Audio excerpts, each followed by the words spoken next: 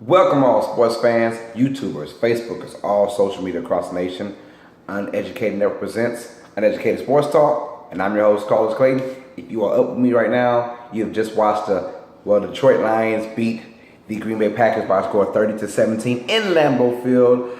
Brett Hundley gets his second career start, his second career loss as well at the same time. So while the Lions are trying to find their edge again, the Packers are completely lost it. So things are looking very bad if you're a Green Bay Packers fan, and things are looking still positively up if you're a Detroit Lions fan, as they stay just 2 games behind the Minnesota Vikings in the NFC North Division. But before we go get into that, if you haven't, please like, subscribe, comment, share all Uneducated Network. Please like, subscribe to where you can see my show and many other shows on our network. So please like and subscribe to Uneducated Network only on YouTube. Before we get into the Monday night game that just happened, we'll get into details. Let's talk Thursday night and then the Sunday nights. I'll tell you who I had winning the game, and I'll tell you who won, and I'll tell you how it went down. So start off with the Thursday night game, the Buffalo Bills at the New York Jets. I chose the Bills in that one, and I feel very I'm very hard on myself for choosing that. I thought the Bills were ready for prime time, but they're just clearly not. The Jets win 34-10. It was a stumping from the beginning. The Bills are known for not having any turnovers, running the ball, and not turning the ball over. That is a recipe for success. Earlier, they had a big trade for Kevin Benjamin, but he could not play in this game just because it was so quick and a quick turnaround. He just doesn't know any plays, so it's a no-brainer. But Tyrod Taylor, LaShawn McCoy, the whole wide receiver game, they all struggled besides Zay Jones. Zay Jones had about 70 yards receiving, I believe, 5 catches, something like that. But outside of Zay Jones, the whole entire offense was pathetic for the Bills. They are not the type of team to come back from a 2-score deficit. They've always kept it very close. Every game they've been in, either they're winning big or they kept it close to win or to lose. But we all know that they're not built to come back from a 10 to 14 point deficit the way it's looking like. And there's a reason why they got Kevin Benjamin from the Carolina Panthers in that trade. But the Jets, surprisingly, I don't know that the defense that just wasn't putting any pressure on quarterbacks is actually putting pressure on quarterbacks. Tyrod Taylor in this particular game. A lot of uncharacteristic fumbles from Matthews and from their tight end as well, and Tyrod Taylor. So the Bills turn the ball over. They usually don't. And LaShawn McCoy couldn't run anything in the last 2 games. The last 2 games prior, he was running 107 yards and touchdowns. So the Jets come out on top 34-10 in that one for our Thursday night game. Now, on for the Sunday morning, afternoon, night games as well. Let's start off with my New Orleans Saints as we go 6-2 by beating the Tampa Bay Buccaneers. The Saints win 30-10, and yes, we are on a 6-game winning streak, but I do know not to ever get too hyped up, because it is the NFL. Any given Sunday, any team can beat anybody. But the Saints win 30-10. Alvin Kamara had another spectacular game. Well over 130 yards of total offense. I believe it was about 150, matter of fact, of total offense, and 2 touchdowns. He got the bulk of the carries, or the bulk of the looks, because of Mark Ingram's fumble problems from last week. But Mark Ingram's still putting about 70 yards rushing as well, almost 80 yards, excuse me. And this team they're working all cylinders. This defense, this young, feisty defense. And we all say that if they got it together, they'll be okay. Marshawn Lattimore is showing that he is probably one of the best cornerbacks already his rookie year. We saw a big old fight happen between the Saints and the Buccaneers as Mike Evans came in and shoved Marshawn Lattimore from behind, blindsided him, and he got suspended for 1 game because of that blindside. Jameis Winston left after the first half with a shoulder injury. He's kind of the one that started the fight by poking Marshawn Lattimore in the back of his helmet. I don't know what's going on with Tampa Bay. I had them as a really good 11-5 team, 10-6. I thought they were going to build off of last year's success. It is not happening. This team is looking more and more like they just they're not coachable. And every time I think Jameis Winston is back and he's mature to be the leader of this team, it's not about just rah-rah speeches all the time. It's about actually showing up and showing that you're the leader. And he did not in this particular instance. If you're hurt, stay on the sideline and be hurt. Don't come on the field and do anything crazy. And that's just what he did. Put his teammate Mike Evans in jeopardy because he is going to appeal for the suspension. But as of right now, he's suspended for their next game against the Jets. But the Saints win 30-10. Those two teams are going opposite directions. The Panthers and the Falcons. The Panthers defeat the Atlanta Falcons 20-17. Cam Newton, 86 yards rushing, a few touchdowns, and he's starting to look alive now. Let me hold that back. Not starting to. He looked alive in this game because he can't convert to bad Cam next week. I had the Saints beating the Buccaneers prior to that, and I had the Bills beating the Jets prior to that. In this game, I had the Panthers beating the Falcons. Why? It's not more of the Panthers. It's about the Falcons. I don't know what's going on with this team, but they look sleepy out there.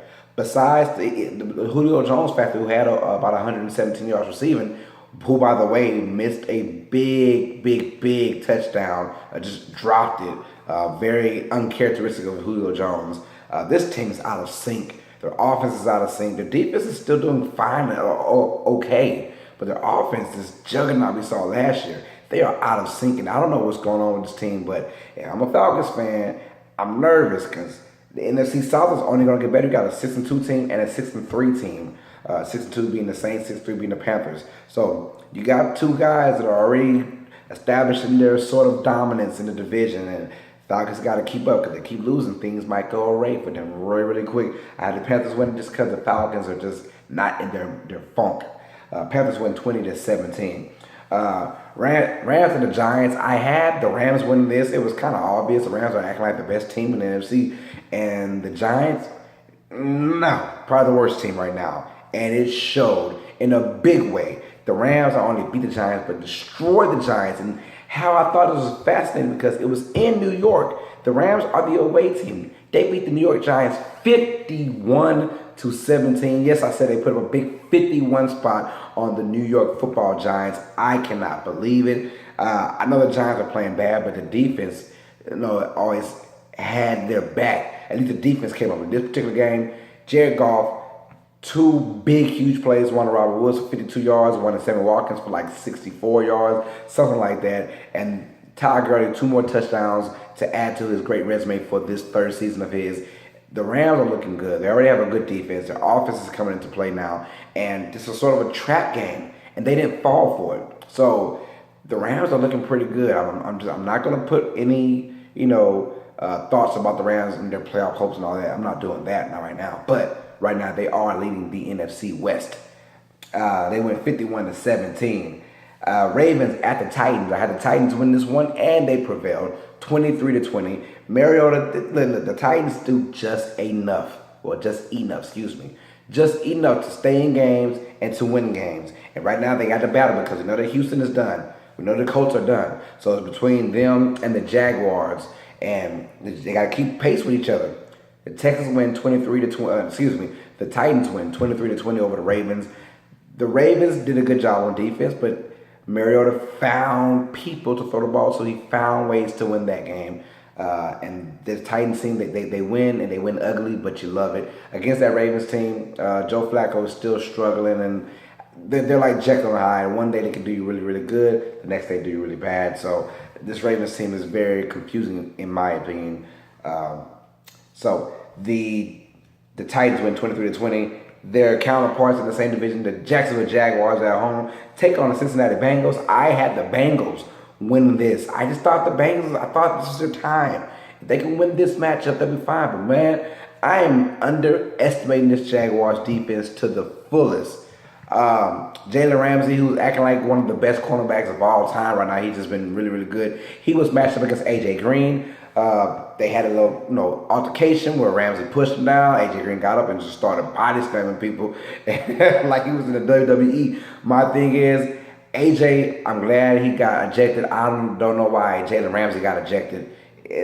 I saw it, and Ramsey just didn't even put his hands up in the air while he was getting body slammed. He was trying to do the right thing. But that being said, none of those guys are suspended for the next game. But the Jaguars defense are looking good. And I don't know what happened with Leonard Fournette. We heard he missed a workout and he missed some treatment. And he got suspended basically for that one game, which hurt me and foul. So thank you. Jesus. Because I didn't see it coming. I didn't even take him out. I just figured he was going to play. But yeah, Leonard Fournette was out, and they still ran roughshod for Chris Ivory. TJ Yeldon got a few carries as well. But that team, the defense and the running game, you always bring those two particular spots to your game to a football field any day. And if it's working, it's working. You don't need a spectacular passing game. They're not that type of team. Now, on a few occasions, Blake Bortles can show that he is still a quality quarterback. But if you run the ball well and you play great defense, that will always stay with you no matter where you play it in the NFL. They beat the Bengals 23-7 in a particularly easy game. And the Bengals they're just done. I thought this is another thing, just like the Tampa Bay Buccaneers. I thought they'd be 11-5 kind of team, 10-6, having a good year. This team with John Ross, the number one pick, the ninth pick overall, he's played like 2 snaps the whole entire year. So it's not looking good for the Bengals right now. But the Jaguars, on the other hand, another win. They're keeping pace with the Tennessee Titans. Broncos at the Eagles. I chose the Eagles for good reason because the Broncos offense stinks. But what stunk even more was their defense. The Philadelphia Eagles put up 51 points. That is 2 teams that put up 51. The Rams and the Eagles both put up 51 points in this week. And what's more impressive is the Denver Broncos defense is the backbone. And the Giants defense is their backbone. Well, these 2 backbones cracked in half today. Look, if you didn't believe in the Eagles now, then you got to believe in them now because Carson Wentz is a beast. He is my 3rd favorite quarterback right now, but he is a freaking beast, man. He's got this team rolling all cylinders. This defense as well, their special teams plays well, and their offense. Big play threat every single time. I don't even know how many plays of plus 20 they had so far this year, but I'm pretty sure it's a lot. And Carson Wentz is the anchor of that team, and the second-year players looking very, very well. But it's funny how the number 1 overall pick, Jared Goff, and the number 2 overall pick last year's draft, they're looking pretty good. So the Eagles go and win 51-23, and the Eagles right now, record-wise, are still the best team in the NFL. Colts at the Texans after the heartbreaking news of Deshaun Watson tearing his ACL. You kind of knew that they can go 2 ways, either really, really good or really, really bad. And in my opinion, things went really good for the Texans, although they still lost. I picked the Colts to win this game, and the Colts did win this game 20-14, but the Texans had a great chance, a great shot at winning this game. No Deshaun Watson, enters Tom Savage. Tom Savage, I thought he had a short leash. They gave him all the leash he wanted. Hopkins, I believe he had 8 catches, 16 targets, 86 yards. So you know they're feeding the beast. They're going to feed him. But Jacoby Brissett and T.Y. Hilton connection was on today. T.Y. Hilton, 175 yards receiving, 2 touchdowns. Jacoby Brissett, I believe 300 yards passing. So they had a thing going on. The Texas defense did have a few, like an interception and fumble recovery. But all that being said, this team is different. They're completely different without Deshaun Watson. The playmaking ability, with Deshaun, they were putting up 30 points like 4 of the 5 games he played, maybe even more, maybe all 5. I can't remember, but they were putting up points at the points. If Deshaun Watson wins this game, the Texans blow the Colts out with no problem. They win by probably 25. Just being honest.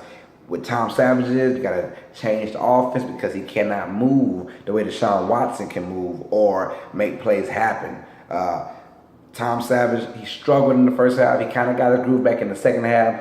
But the Colts, this vaunted defense, I lied. They're very unvaunted defense. They look pretty good against the Texans. Deshaun Watson, as a quarterback, he shreds the Colts, but that's not Deshaun Watson. It's crazy how one person can change a whole landscape of one franchise. It's just how crazy it is. Redskins at the Seahawks.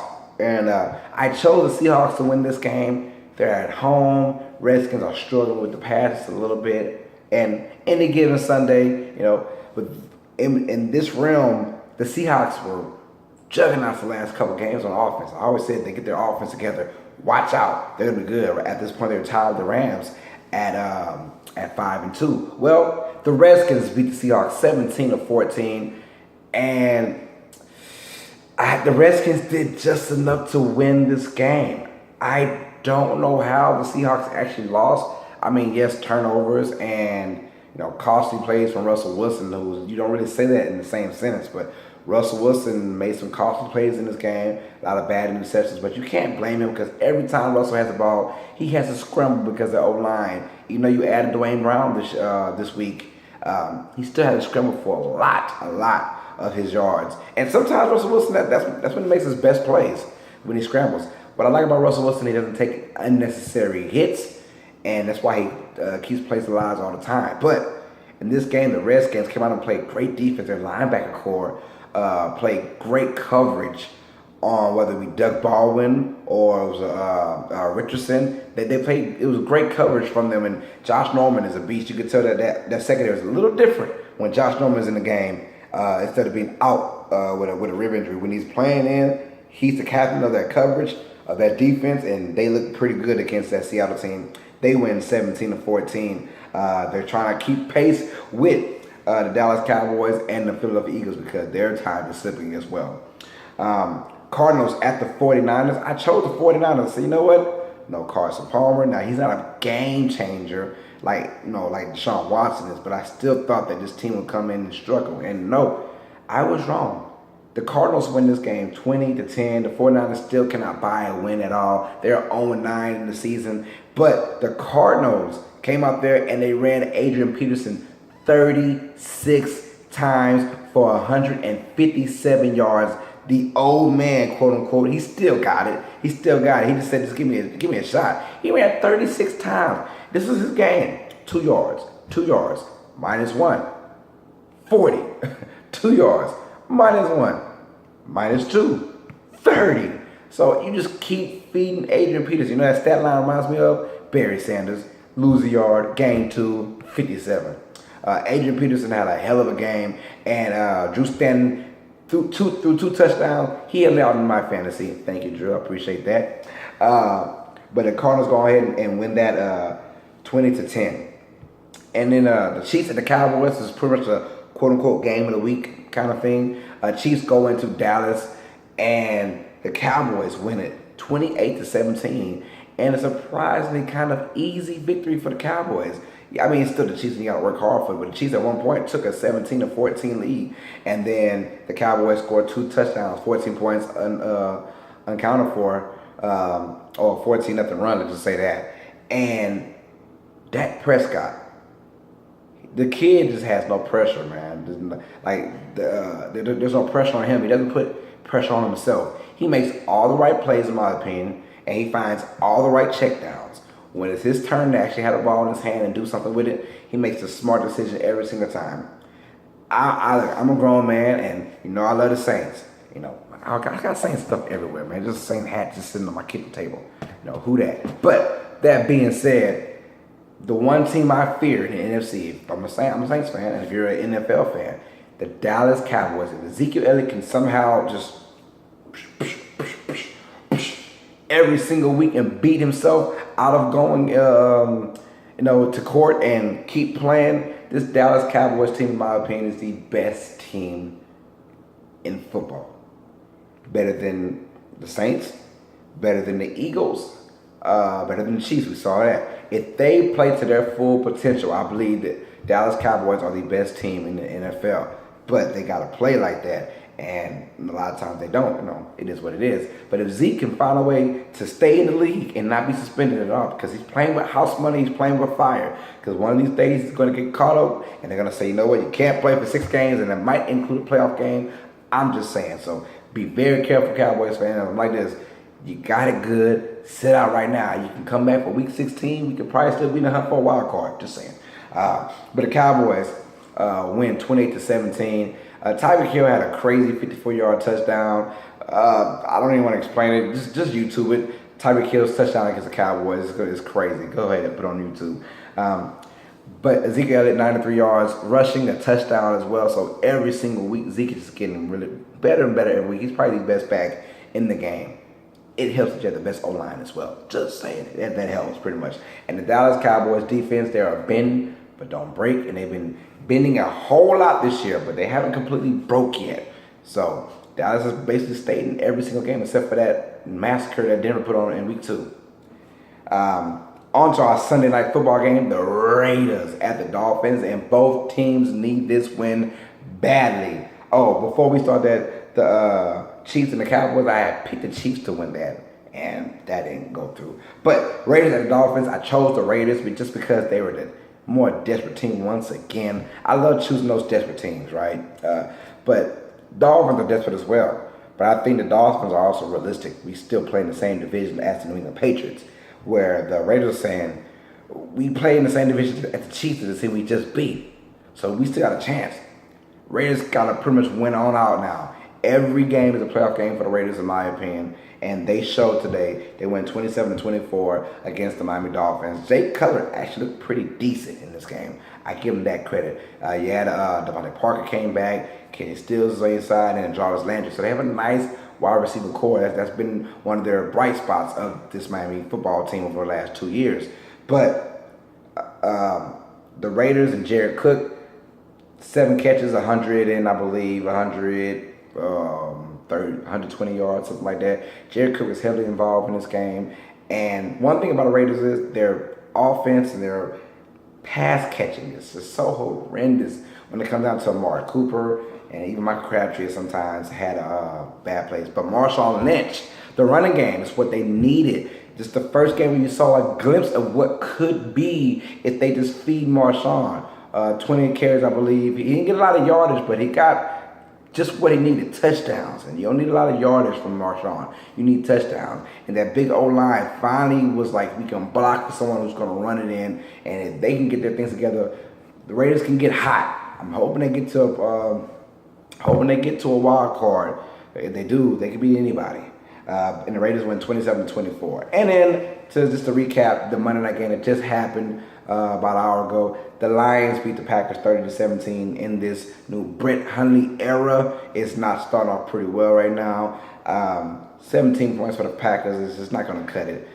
This team is struggling. They struggled in the running game. Aaron Jones, who's supposed to be this beast, he comes out and I think only has like 12 yards rushing the whole entire game. He was bad on pass blocking. He was bad on passing downs, and Ty Montgomery came in and took care of that for them as well. But the Lions win 30-17 off of Matthew Stafford, Golden Tate, and Marvin Jones. Those three combined have hella games. Marvin Jones, I believe, 7 catches over 100 yards. Same thing with Golden Tate, 8 catches over 100 yards. The Detroit, they're benefiting from no Aaron Rodgers, as well as the Minnesota Vikings. Minnesota has a 2-game lead, but Detroit beat Minnesota already once. So that's going to be kind of, we'll find out what's going on. I'm excited about this division for those two teams. I think the Packers are pretty much done. If I'm the Packers, I'm shutting down Aaron Rodgers. Jameis Winston's getting shut down. Andrew Luck's already been shut down. So crazy injuries going on with that. In this week, I went 9-4, so it was a pretty decent week. I enjoyed myself. I finally had a decent week. Hopefully next week we can go. I want to say that no, the bye weeks are still going on. I believe bye weeks are still going on. So I don't know how many teams are actually playing in this week. I want to say maybe there's 28 teams, so 14 games maybe. So we'll talk about that. But we do know this, that I think the best team right now in the NFL, record-wise, is the Philadelphia Eagles. But I think right now the best team in the NFL is the Dallas Cowboys. They're the scariest team to play. Nobody wants to play them. I'm not ashamed to say that. But in my heart, the New Orleans Saints are still the best team in the NFL. Let's go, Hart. Who that? With that being said, I enjoyed myself. That's the recap of Week 9. We didn't talk about the Steelers or the Patriots. Those guys had bye weeks, so we're not worried about those guys, man. We will see them next week in Week 10. I'm excited about that. I'll give my fantasy, and I give my who I think will win those games coming up later on in a couple episodes. But next episode, I'll get back into basketball. Also, check out my college casual football talk with Brian Wilkinson, my co-host from UNEDUCATED Sports Talk. And we'll do Independent Red pretty soon. So be on the lookout for those 3 episodes coming up and many, many more on the Uneducated Network, no doubt. So, Uneducated Network presents Uneducated Sports Talk. I'm your host, Carlos Clayton. And as always, sports fans, you know what it is. Stay smart, stay uneducated. Peace.